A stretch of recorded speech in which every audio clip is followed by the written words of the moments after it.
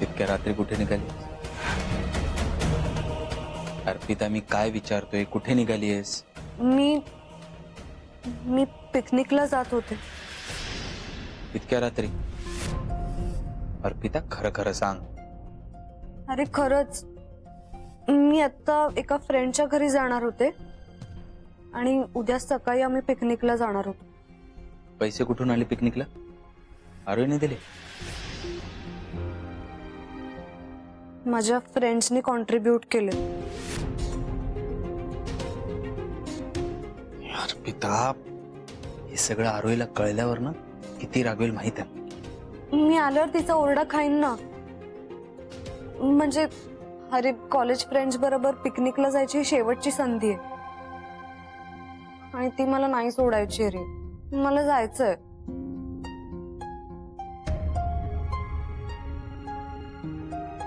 इतक्या रात्री तू एकटी नको जाऊ. मी सोडतो तुला तुझ्या मैत्रिणीच्या. खरं तर ना मला ताईची भीती वाटते. म्हणजे पिकनिक प्रकरण जास्ती शेकलं नाही पाहिजे. रे, तू आता निघालीस ना, जाऊन एन्जॉय कर. तुझ्या ताईला मी समजवतो. चल.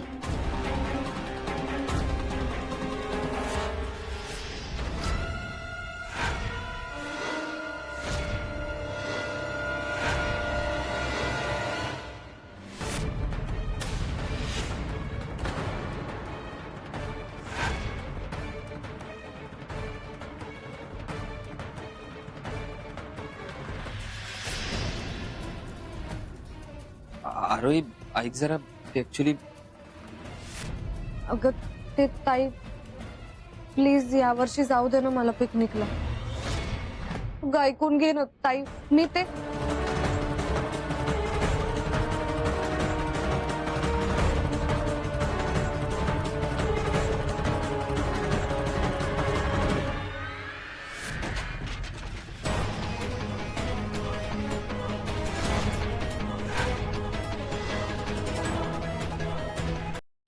अरे अरो, अगं काय झालं? काय काय झालं?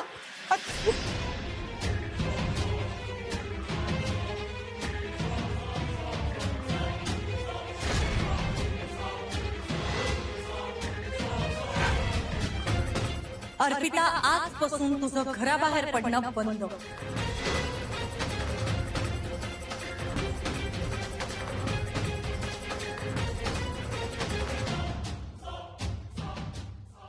दरवेळी मी तुझं काय ऐकायचं? मी तुझी लहान बहीण असले तरी लहान नाही राहिली आता. मला माझं चांगलं वाईट कळतं.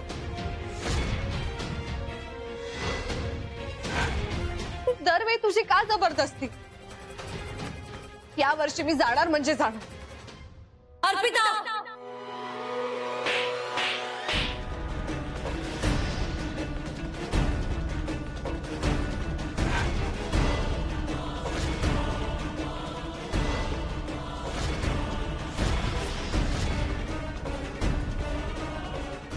काय चाललंय हे?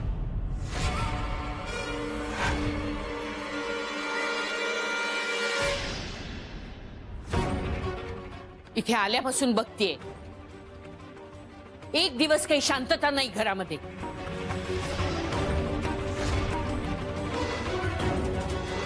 काय तमाशा आहे हा?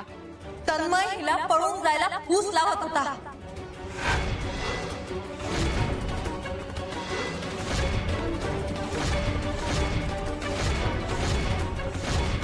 मी पळून जात नव्हते, पिकनिकला जात होते.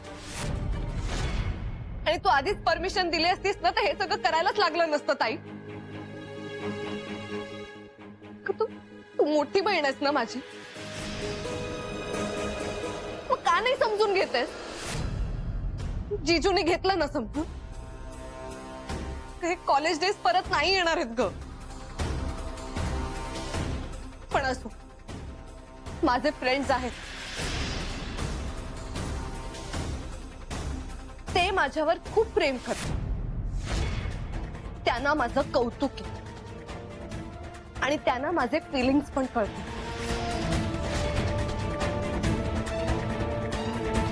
सो तू पैसे नाही दिलेस तरी चालतील, ते कॉन्ट्रीब्युशन काढायला रेडी आहेत. प्रश्न पैशांचा नाही अर्पिता. तुला घराबाहेर पाठवण्यात आहे. अजूनही तू लहान आहेस, कळलं तुला? चांगला वाईट काही कळत नाही तुला, आणि त्यामुळेच तुझ्या काळजीपोटी नाही म्हणत होते मी तुला. आरोही, एवढी बंधनं का घालतेस अर्पितावर? तुझा विश्वास नाही तिच्यावर? मी तन्वीशी असं कधीच वागले नाही. तिला जे जे हवं ते ते करू दिलं मी, कारण माझ्या मुलीवर पूर्ण विश्वास आहे. तुझा कोणावरच विश्वास नाही. जन्माने जोडलेल्या नात्यावरही नाही, आणि जन्मभरासाठी जोडलेल्या नात्यावरही नाही. त्याची किंमत तुझ्याशी नातं असलेल्या प्रत्येकाला मोजावी लागते.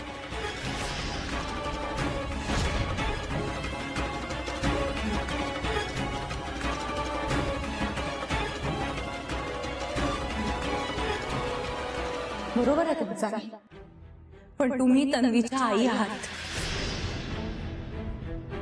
आणि मी अर्पिताची बहीण. काही वर्षांनीच मोठी असलेली, आईच्या जागी स्वतःला ठेवून तिची काळजी घेत असते. माझी लहान बहीण कशी आहे ना, मला चांगलंच माहिती. फारच अल्लड मुलगी आहे ती. भावनेच्या भरात वाहवत जात असते.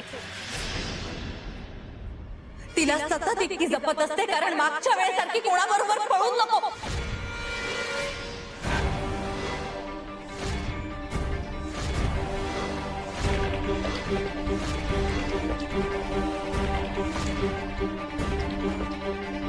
ताई,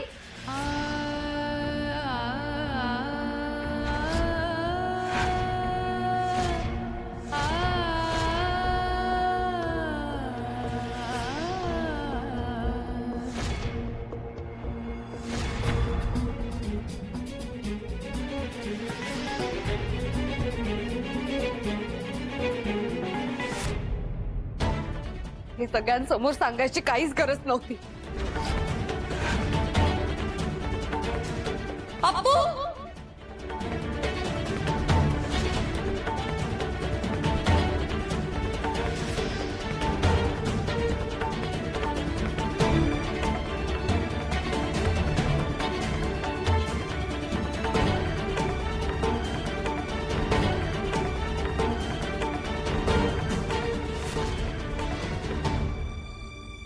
हे काय चाललंय काय तन्मय? ती अर्पिता पिकनिक साठी पळून चालली होती आणि तू तिला मदत करत होतास? अरे कशासाठी? तुझा संबंध काय? त्या दोघी काय ते बघून घेतील ना. आपला ज्या गोष्टीशी संबंध नाही त्यात आपला वेळ आणि एनर्जी कशाला खर्च करायची? आई अगं, मी फक्त तिला मदत करत होतो. इतक्या रात्री अर्पिता एकटी चालली होती म्हणून मी फक्त तिला सोडायला चाललो होतो, बस. पण का? आग्रहमध्ये भागीदार आहेस तू. हा व्यवसाय कसा वाढेल याचा विचार कर. इथल्या नात्यांमध्ये गुंतू नकोस. तसंही नात्यांनी मला आयुष्यात फक्त त्रास आणि मनस्तापच दिलाय, हे विसरू नकोस. काय पण घर शोधलेस तू? ती आरोही लग्न करून बायको झाली तुझी, पण तुला साथ देत नाही. आणि तिची बहीण अर्पिता लग्न न करताच कोणाचं तरी हात धरून पळून जाते. आणि आरोही हे सगळं आपल्यापासून लपवून ठेवते.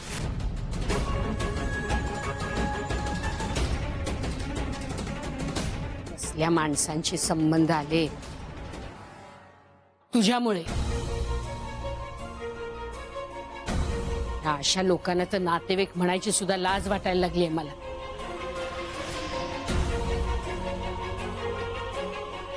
आई अगं, अर्पिता अजून लहान आहे आणि टीनेज मध्ये अशा चुका होणं साहजिक आहे ना. हो का आजीबाई? तुम्ही शिकवा आता मला. चुकांचा आणि वयाचा काहीच संबंध नसतो.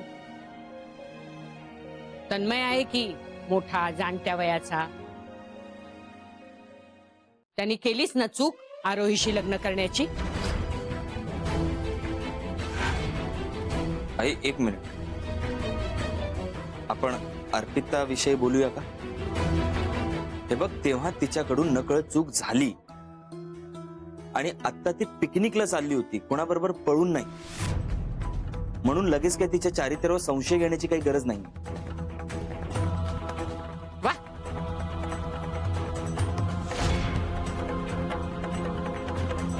छान.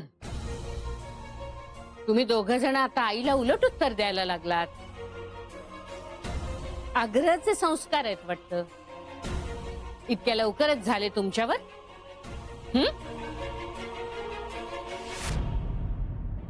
या आग्रहाची रीत असेल, पण मला ते चालणार नाही. पण लक्षात ठेवा, यापुढे माझ्या मुलांकडून हे असलं बोलणं मी कधीही सहन करणार नाही. कधीच नाही.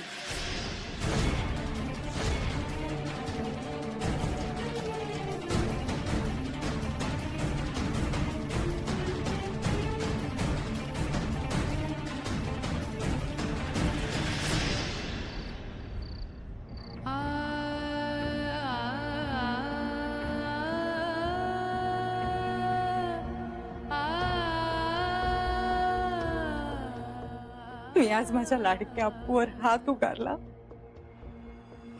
पण नकळतपणे जुन्या खपल्या काढल्या. मला माफ कर.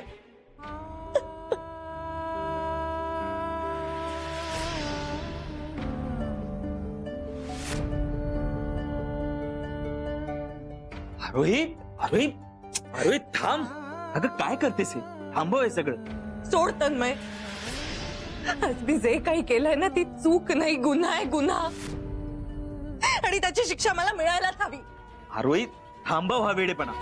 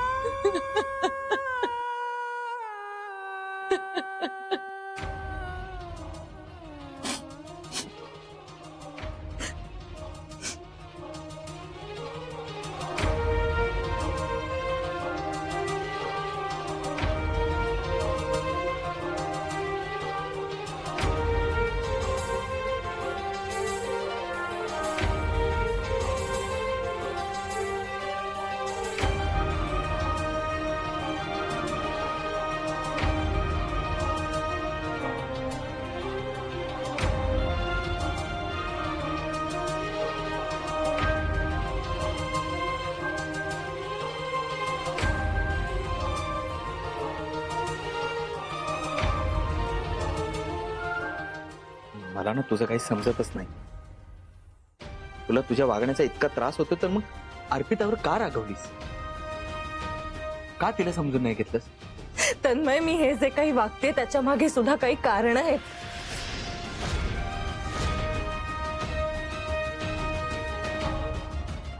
आई बाबांचा आधार गेला तेव्हा मी सुद्धा लहानच होते रे. पण माझं सांत्वन करणाऱ्यांनी मला अर्पिताच्या जबाबदारीची जाणीव करून दिली. तिच्याकडे बघून तिच्यासाठी मला स्वतःला सावरायला हवं हे समजावलं. आणि तेव्हापासून मी अर्पिताची फक्त ताई नाही राहिले, आई झाले. तिच्यासाठी स्वतःचे अश्रू पुसले, तिच्यासाठी मायेची सावली बनले. बाहेरच्या जगापासून तिला वाचवणारी तिची ढाल बनले. आपल्या बाळाला शांतपणे थोपटून झोपवणाऱ्या आईसारख्या रात्री जागवल्यात मी तन्मय. वेळ प्रसंगी तिच्यासाठी अर्धपोटी राहून झोपले. आणि हे सगळं करताना मनात फक्त एकच ध्यास होता, माझ्या अर्पिताला जगातली सगळी सुख मिळवून द्यायची. तिला कधीच कुठल्याच गोष्टीची कमी पडू द्यायची नाही. आई बाबांची उणीव भासू द्यायची नाही. पण आज मी हारले रे तन्मय. स्वतःलाच दिलेलं वचन नाही पाळू शकले मी. माझी सख्खी बहीण माझा तिरस्कार करते, हे कसं सहन करू मी.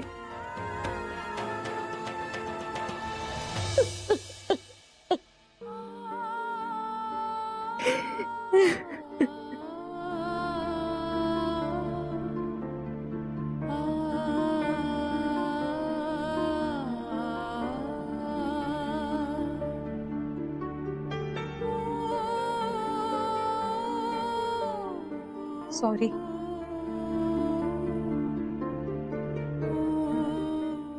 आणि थँक्स. आरोही थांब प्लीज.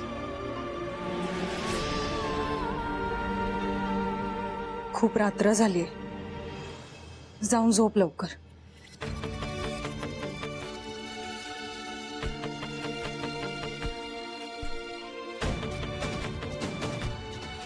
आरोही मला माफ कर. तुझ्या दुःखाची खपली काढायला कुठेतरी मीच कारणीभूत ठरलो. Sorry, really very sorry.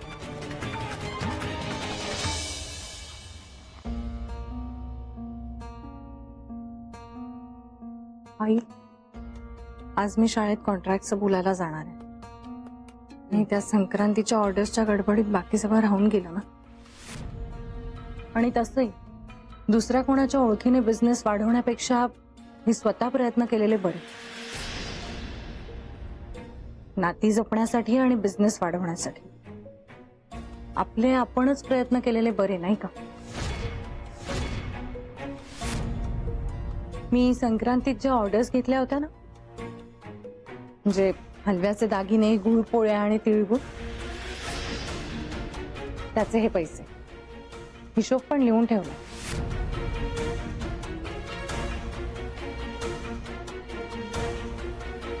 हे सगळे पैसे मी नाही घेऊ शकत.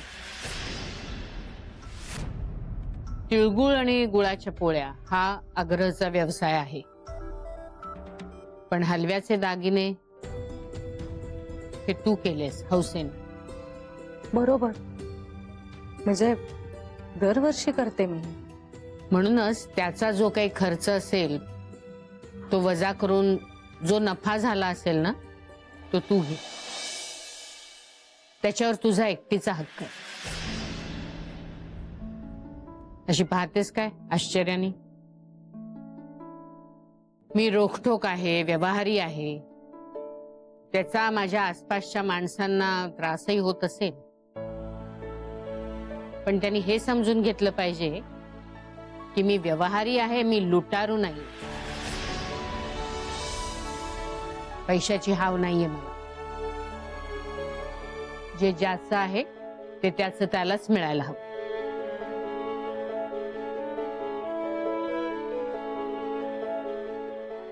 हे तुझ्या हातातल्या कलेनी तू मिळवलेले पैसे आहेत, त्याच्यात मला भागीदारी नको. ठीक आहे, तुम्ही म्हणाल तसं. मी परत हिशोब करते.